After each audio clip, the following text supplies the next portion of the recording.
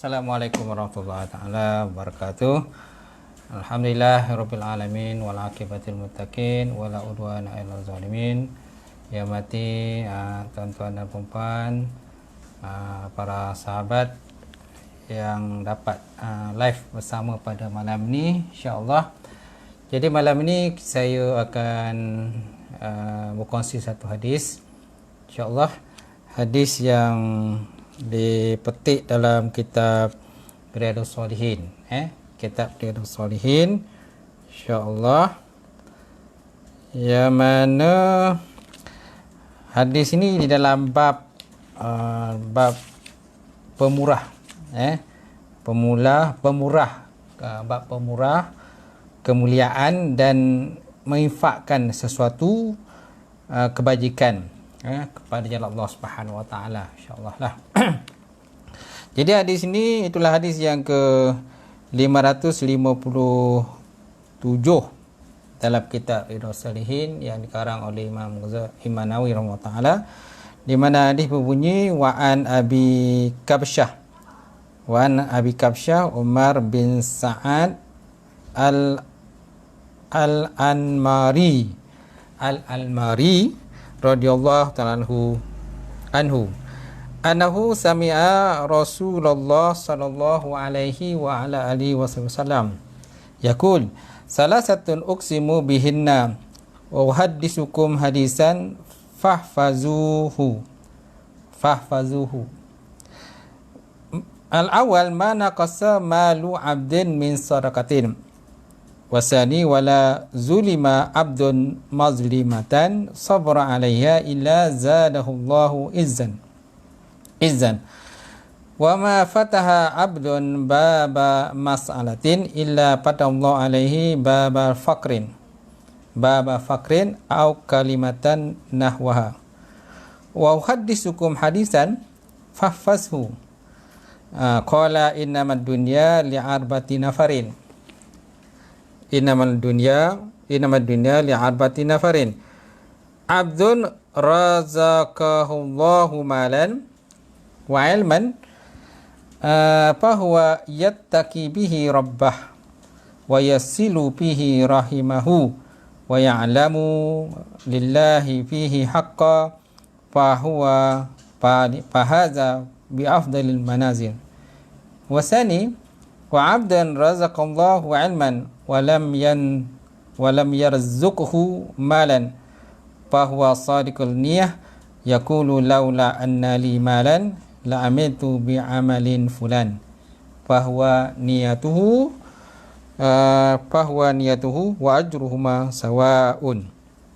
Wasalis wa abdan razaqallahu malan walam yarzuqhu ilman fahuwa yakhbitu fi malihi bighairi ilmin wala yattaqi bihi rabbah wala yasilu bihi rahimahu wala ya'lamullahu fi haqqa fahuwa ka akhbasi manazil fahaza ka ahbasin manazil. Wa abdun lam yarzuqhu Allahu malan wal ilman fahuwa yaqulu anna law anna li malan la'amitu fihi ba'amali fulanin fahuwa niyatuhu fawiznuhuma sawaun. Rawahu Tirmizi wa qala hadis hasan sahih. Baik, hadis ni terima daripada Abi Kabsyah. Gelarannya Abi Kabsyah. Abi Kabsyah nama sebenar ialah Umar bin Sa'ad al-Almari. Al-Almari. Bukan Almari kita ya, Al-Almari lah. Radhiyallahu ta'ala anhu, telah meridai Allah Subhanahu wa taala untuknya. Annahu sami'a Rasulullah sallallahu alaihi wasallam. Sesungguhnya dia telah mendengar baginda Rasulullah sallallahu alaihi wasallam satu hari telah berkata ataupun bersabda, salasatun uqsimu alaihinna. Tiga perkara dibahagikan atasnya. Tiga perkara dibahagikan alaihinna, di atasnya. Wa uhaddithukum hadisan, dan aku akan bicara pada kamu satu hadis. Wa uhaddithukum hadisan, aku bicara akan satu hadis ataupun satu perbicaraan. Fahfazhu, oleh itu kata Rasulullah, maka nak kamu pelihara akan dia. Naklah kamu jaga perkara yang aku nak sebut ini, kata Rasulullah sallallahu alaihi wasallam. Baik, apa yang nak dikata oleh baginda Rasulullah sallallahu alaihi wasallam, ma naqasa malu 'abdin min sadaqatin. Yang pertama, tiada kuranglah harta hamba daripada sedekah. Nabi pesan pada kita tidak akan kurang harta seorang hamba apabila dia mengerjakan sedekah. Tapi dengan niat sedekah tadi ialah kerana Allah Subhanahu Wa Taala, bukan kerana nak tunjuk pada orang lain. Kerana sedekah ini sebenarnya kalau pada sudut pembahasan tersebut dalam kitab tafsir pun, orang-orang yang menginfakkan harta mereka pada jalan Allah Subhanahu Wa Taala, insya-Allah Allah Taala akan gantikanlah dengan rezeki yang berlipat kali ganda daripada Allah Subhanahu Wa Taala. Allah Taala sebut dalam Quran, masalul ladzina yunfikuna amwalahum fi sabilillah kamasali habbatin ambatat sab'a sanabil fi kulli sumbulatin mi'at habbah wallahu yudhaifu liman yasha wallahu wasi'un alim. Perumpamaan orang-orang menginfakkan harta mereka pada jalan Allah Subhanahu Wa Taala umpamakan ialah seperti satu biji benih yang menumbuhkan 7 tangkai, dan daripada 7 tangkai tadi maka terbit pula daripada setiap 7 tangkai itu 100 biji. Sebenarnya ganjaran pahala yang disediakan oleh Allah Subhanahu Wa Taala bagi orang yang infakkan harta mereka kepada Allah Taala itu dengan 7 kali ganda pahalanya. Baik. Jadi apabila satu harta yang kita infakkan kepada Allah Taala, so janganlah kita rasa harta kita kurang. Insya-Allah Allah Taala menggantikan dengan harta yang lebih baik pada itu, insya-Allah. Yang kedua, wala zulima 'abdun mazlimatun sabara alaihi ila zadallahu izzan. Tiada dizalimi seorang hamba akan satu kezaliman, kemudian dia sabar atas kezaliman tadi, kecuali Allah Subhanahu Wa Taala akan menambahkan kepada dia izan, kemuliaan daripada si Allah Subhanahu Wa Taala. Kerana manusia ini, hakikat manusia hidup di dunia ini, kita tahulah manusia diuji dengan berbagai ujian, cubaan, cabaran dan sebagainya.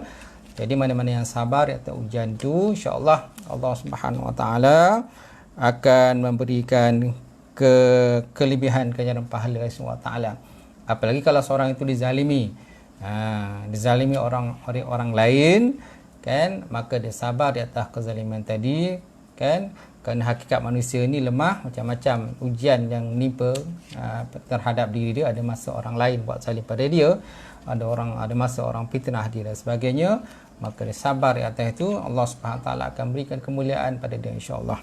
Yang ketiga, wala fataha babun abdun baba mas'alatin illa fatallahu alaihi baban faqra. Tiada membuka Allah Subhanahu Wa Taala akan seorang hamba akan satu pintu masalah, satu pintu permintaan, kan, illa fatallahu alaihi baban faqran, kecuali Allah Taala membuka kepadanya satu pintu fakir, pintu kefakiran. Maksud ma'alasan ni maksudnya meminta-minta pada orang lain. Seseorang yang suka mengamalkan, suka meminta pada orang lain, sedangkan dia dah ada pada dia satu benda, dah ada dah, tapi diminta lagi pada orang lain dengan tujuan untuk dia dapat kaya daripada apa yang diminta tadi. Kerana ada orang kalau dalam dunia itu kan yang bersifat berlakon ataupun berpura-pura miskin, berpura-pura susah dan sebagainya, sedangkan di sebalik itu dia punya harta yang banyak, aset yang banyak dan sebagainya. Jadi Allah Subhanahu Wa Taala akan membukakan baginya pintu kefakiran. Ma fataha abdun baban mas'alatin illa fatallahu alaihi babal fakrin. Tiada membuka oleh seorang hamba akan satu pintu permohonan ataupun permintaan kepada orang lain, kecuali Allah Taala membukakan baginya pintu kefakiran.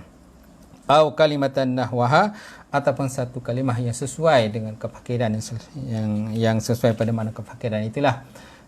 Baik, tuan-tuan, jadi daripada 3 perkara ini Allah Taala beri Nabi SAW mengingatkan kita. Yang pertama tadi, janganlah kita rasa harta kita kurang. Yang kedua, yang kita jangan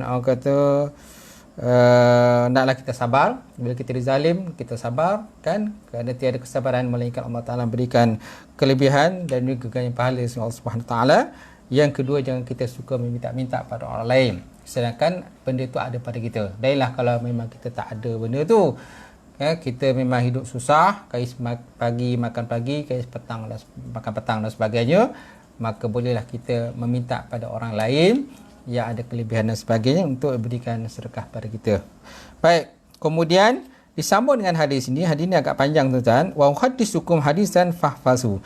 Kemudian Nabi juga menyebutkan bahawa, dan aku akan bicara pada kamu dengan satu perbicaraan, fahfazuhu, oleh itu naklah kamu menjaga akan dia. Qala, maka Nabi Muhammad SAW bersabda, innamad dunya li'arbati nafarin. Sesungguhnya ataupun hanya senya dunia itu kepada 4 kumpulan, 4 golongan. Dunia ni dibagi pada 4 golongan. Yang pertama, abdun razaqallahu ma'lan wa ilman, fahuwa yattaqi fihi rabbahu wa yasilu fihi rahimahu wa ya'lamullahu fihi haqqa, fahaza bi afdal manazil. Yang pertama ialah seorang hamba yang direzekikan oleh Allah Subhanahu Wa Taala ataupun dikurniakan Allah Taala itu kan harta. Kemudian Allah Taala kurniakan padanya ilmu, malan wa ilman. Maknanya Allah Taala bagi dia dua benda Allah Taala bagi pada dia. Pertama, Allah Taala bagi dia ilmu, kemudian Allah Taala bagi dia harta. Fahuwa yattaqillah fihi rabbahu, kemudian dia pula takut kepada Allah Subhanahu Wa Taala. Wa yasilu fihi rahimahu, kemudian dia suka menyambungkan hubungan silaturahim, silaturahim kepada ahli keluarga, kan, kemudian ibu ayah dan sebagainya, kemudian jiran-jiran, kaum kerabat dan sebagainya, kemudian sahabat-sahabat, dia suka menyambungkan hubungan silaturahim. Wa ya'lamu lillahi fi hakun, dan dia mengetahui Allah Subhanahu Wa Taala, dia tahu Allah Taala beritahu pada dia benda itu adalah benar, benda itu hak. Maknanya apabila dia dapatkan ilmu, dia dapat harta, maknanya dia mesti ada sifat, orang kata, menggunakan ilmu dan harta tadi kepada jalan ya Allah Subhanahu Wa Taala redoi. Kemudian dia menyambungkan silaturahim, tuan-tuan, bahawa fahaza bi afdal manazil, dan ini kata Nabi SAW, inilah orang yang akan mendapat seafdal manazil. Maksud seafdal manazil ini maknanya seafdal tempat ataupun sebaik-baik tempat.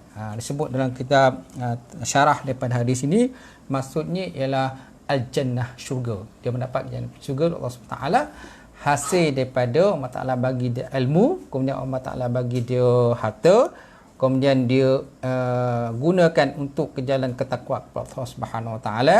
Lepas tu dia menyambung ke silaturahim, maka dia akan mendapat afdal manazil.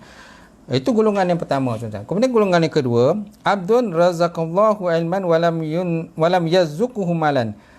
Golongan kedua pula ialah hamba yang dikurniakan Allah Taala akan ilmu dan tidak rezekikan dia akan harta. Allah Taala bagi dia ilmu tapi harta tak ada. Ilmu banyak tapi dari segi harta, aset dan sebagainya ada tu adalah, tak banyaklah, sikit aja, hanya cukup sekadar hajat keperluannya saja. Fahuwa sadiqun niat, padahal dia membetulkan niatnya, membenarkan niatnya.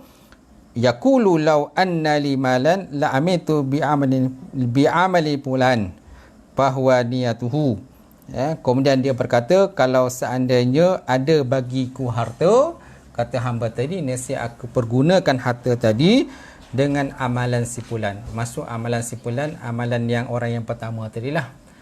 Di mana orang yang pertama tadi dia ada harta dan dia ada ilmu, dia gunakan untuk jalan ketakwaan kepada Allah Ta'ala, ke jalan Allah Ta'ala redha. Golongan kedua ni dia ada ilmu tetapi tidak ada harta, kemudian dia berkata,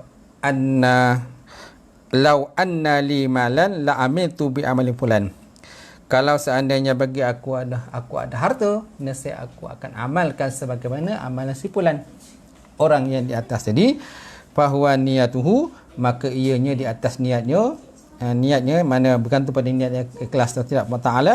Fa ajruhuma sawaun, maka pahalanya dualah, samalah pahalanya. Mana sama ada orang dia beramal ke, dia tak beramal ke, maka dia mendapatkan pahala yang sama si Allah Subhanahu Wa Ta'ala.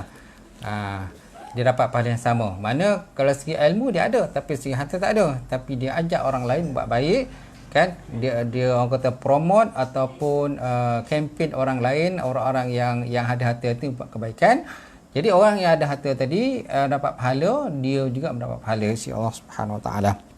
Kemudian golongan yang ketiga, abdun razaqallahu malan wa lam yazukhu ilman bahwa yakhbitu fi malihi bi ilmin wala yattaqi bihi rabbah wala yasilu bihi rahimahu wala ya'lamu lillahi fi haqqan bahwa akhbasi manazil.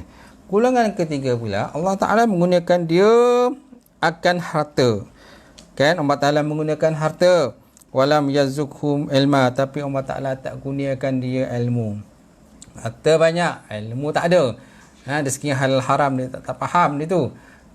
Ataupun mungkin dia malas nak mengaji, nak belajar, malas nak tuntut ilmu dan sebagainya. Duit banyak. Bahwa yukhbitu fi malihi bigani, kemudian dia menghabiskan harta dia tadi pada selain daripada ilmunya, mana mensia-siakan harta dia, menghabiskan hartanya tanpa ada ilmu, membazirkan harta, kan, menggunakan pada benda-benda yang diharapkan Allah Subhanahu Wa Taala, wala yattaqi bihi rabbahu, kemudian dia tidak bertakwa kepada Allah Subhanahu Wa Taala, wala yasilu bihi rahimahu, kemudian dia tidak menyambungkan silaturahim antara kerabat dia, kemudian pada mak ayah dia, adik-beradik dia diputuskan silaturahim, kemudian dengan jiran, kawan pun dia tak ada hubungan silaturahim dan sebagainya. Wala ya'lamu lillahi fi haqqa, dan dia tak tahu bahawa benda itu adalah benar, benda itu adalah hak atas diri dia untuk dia kena buat. Fahaza bi ahbasil manazil, maka golongan ini termasuk dalam seburuk-buruk tempat. Dia mendapat seburuk-buruk tempat daripada sisi Allah Subhanahu Wa Taala. Jadi dia masuk dalam neraka Allah Subhanahu Wa Taala. Kecuali lah kalau dia bertaubat kepada Allah Taala, dia perbaiki diri dia, insya-Allah, kan, dia akan mendapat sebaik-baik tempat lah Allah Subhanahu Wa Taala. Kemudian yang keempat, abdul lam yazukhu Allahu malan wala ilman. Fahuwa yaqulu law anna li malan la amitu fihi bi'amali fulanan fahuwa niyatuhu fawizruhuma sawaun. Golongan keempat pula, itulah hamba yang tidak direzekikan oleh Allah Ta'ala kan harta dan tidak direzekikan ilmu. Golongan keempat ni, harta pun tak ada, ilmu pun tak ada. Harta tak ada, ilmu pun tak ada. Fahuwa yaqulu, kemudian dia berkata, lau anna limalan la amitu fihi bi'amalin fulan, jikalau sesungguhnya ada bagiku harta, nescaya aku akan beramal dengan amalan si fulan. Bahwa niyatuhu, maka ianya di atas niatnya. Fawizruhuma sawa, maka dosa keduanya adalah sama. Golongan keempat ni, harta tak ada, ilmu tak ada. Kemudian dia kata, kalau aku ada harta, nescaya akan buat dengan amalan si fulan. Amalan si fulan ni, amalan golongan yang kedua tadi lah. Golongan ketiga tadi, yang mana golongan ketiga tadi menggunakan hartanya kepada jalan yang Allah Ta'ala tak redha, buat benda yang haram, minum arak, zina, berjudi dan sebagainya, benda-benda yang diharamkan Allah Subhanahu Wa Ta'ala. Bahwa niatu, maka ianya di atas niatnya. Fawizruhuma, maka dosa keduanya sawaun, dosa keduanya sama. Maksud dosa keduanya sama, maknanya dia bukan sahaja buat benda yang tak elok, malah dia kempen pula orang lain buat benda tak elok, kemudian orang lain pun beramal dengan apa yang dia cakap tadi. Jadi orang yang beramal dengan benda tak elok tadi pun dia mendapat dosa, dia juga orang yang cakap, yang kempen tadi pun mendapat dosa di sisi Allah Subhanahu Wa Taala. So mana tuan-tuan, di sini nyatakan kepada kita, maknanya ada 4 golongan. Yang atas tadi ada 3 golongan, kata Rasulullah. Atas 3 golongan, maknanya orang yang suka infakkan harta ni, insya-Allah kan Allah Taala tidak akan kurangkan harta dia. Kemudian yang kedua, kan, tiada menzalimi seorang hamba satu kezaliman kecuali orang tu sabar, Allah Taala bagikan dia izzah, mana kemuliaan, insya-Allah Subhanahu Wa Taala. Dan yang ketiga, tidak membuka oleh seorang itu akan satu pintu untuk suka meminta-minta pada orang lain, sedangkan dia ada harta yang cukup untuk dia tapi dia minta pada orang lain, kecuali Allah Ta'ala membukakan baginya pintu kefakiran ataupun yang seumpama dengan kefakiran tadilah. Kemudian yang kedua pula tadi, itulah Nabi SAW menyebut pada kita supaya kita pelihara benda tadi, kan, hendaklah kita jaga. Mana ada hanya saja dunia tu kita bagi pada 4 golongan manusia ataupun hamba. Yang pertama, orang yang ada harta, kemudian ada ilmu. ada harta, kemudian ada ilmu, kemudian dia infakkan pada Allah Subhanahu Wa Taala, dia takwa kepada Allah Taala, kan, jadi dia kemudian dia hubungan silaturahim, jadi orang ini afdal manazil, mendapat seafdal tempat di Allah Taala, mana syurga Allah Taala. Kemudian golongan kedua tadi, itulah orang hamba yang Allah Taala bagi dia ilmu, tetapi harta tak ada. Ilmu ada tapi harta tak ada. Kemudian dia membetulkan niatnya, kan, ataupun dia pasang niat, ya Allah Ta'ala tu, kalau seandainya aku ada harta sekian-sekian, nescaya akan beramal dengan amalan simpulan, mana golongan yang pertama tadi. Jadi orang tadi akan mendapat tempat di sisi Allah Subhanahu Wa Taala, kan. Dan juga pahala dia pun sama, mana pahala dia sebagaimana dia kempen orang lain buat baik, maka dia pun dapat buat baik pula lah. Kemudian golongan ketiga tadi, mana hamba yang Allah Ta'ala bagikan dia harta tapi ilmu tak ada. Kemudian dia gunakan harta tadi, kan, pada jalan yang Allah Ta'ala tak redha, yang Allah Ta'ala tak suka, yang Allah Ta'ala murka. Kemudian dia tidak ada ciri-ciri takwa kepada Allah Subhanahu Wa Taala. Kemudian silaturahim pun dia putuskan, dia tak nak berhubung silaturahim dengan orang lain, dengan ahli keluarga ni, adik-beradik dan sebagainya, tak nak. Kan, sedangkan dia tahu benda tu benar, benda tu hak untuk dia untuk kena buat, maka dia mendapat akhbasil manazil, maknanya seburuk-buruk tempat dalam neraka yang disediakan Allah Subhanahu Wa Taala. Sedangkan golongan keempat pula, Allah Taala tak bagi dia harta pun tak ada, ilmu pun tak ada, jadi hidup dalam keadaan jahil. Kemudian dia ada pasang niat, kalau seandainya aku ada harta, nescaya aku akan buat dengan amalan simpulan, mana orang buat amalan-amalan jahat, sebagian orang lain buat jahat, dia pun nak buat jahat juga. Orang macam mana orang merompak, dia pun nak merompak. Macam orang berzina, dia pun nak berzina. Macam mana orang minum arak, dia pun nak minum arak, kan. Wa wizruhuma sawaun, maka dosa keduanya sama. Kalau dia kempen orang lain buat jahat, maka orang jahat tu dapat dosa, dia pun juga orang yang kempen tadi pun mendapat dosa lah, insya-Allah Subhanahu Wa Taala. Jadilah itulah tuan-tuan satu hadis yang dapat kita berkongsi malam ini, insya-Allah. Mudah-mudahan dengan hadis yang saya baca pada malam ini, insya-Allah akan sedikit sebanyak akan kita dapat menjadikan panduan dalam kehidupan kita, dan sedikit banyak insya-Allah dapat kita terus istiqamah dan beriltizam untuk menjadi orang-orang yang dekat dengan Allah Subhanahu Wa Taala dan bertakwa kepada Allah Subhanahu Wa Taala. Di samping itu, kita sentiasalah cuba kalau perbaiki diri kita, akhlak kita, pandangan kita dan sebagainya, dan banyakkan orang kata istighfar dan bertawab Allah Taala, dan berdoa kepada Allah Taala selalu supaya Allah Taala berikan kita keselamatan, kesihatan yang baik, insya-Allah, kepada tubuh kita, insya-Allah. Itu saja yang dapat kita berkongsi malam ini, insya-Allah. Akan datang kalau ada masa dan keizinan Allah Taala, kita akan bersama semula. Sekian. Assalamualaikum warahmatullahi wabarakatuh.